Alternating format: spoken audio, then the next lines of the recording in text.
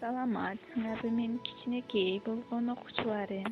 Кана балдар, бүгүнкү маанайды көтөрүү үчүн жана сабакты баштаанын алдында көзүбүзгө, колубузга көнүгүү жасайбыз балдар.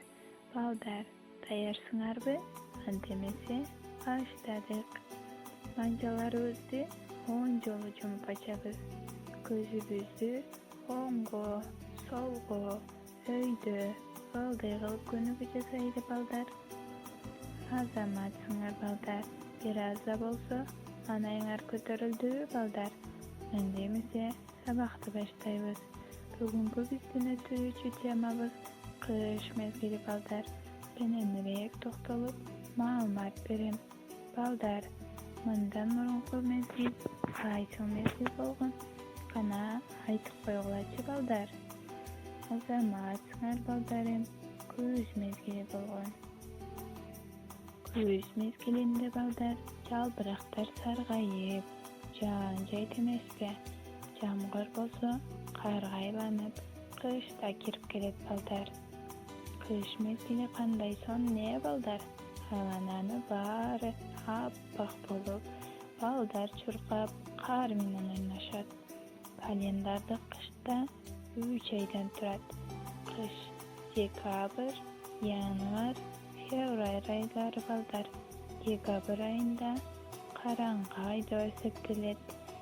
Анткени күн тез батып, кеч чыгат балдар. Эң суук ай деп январь айы деп эсептелет. Кыш мезгилинде эң суук айды шилде деп аталат балдар. Элдик календар боюнча кыш мезгили үшүк жүрүшү менен башталса, ал эми аякташы кар эриши менен аяктайт. Аппак айлана жаап жатат кайра-кайрада.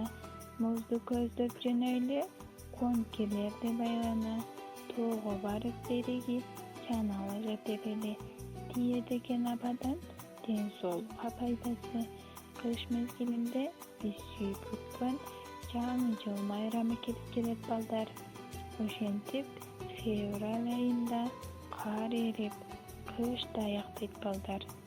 Кыш мезгили жөнүндө терең маалымат берип алдыңар окшойт балдарым.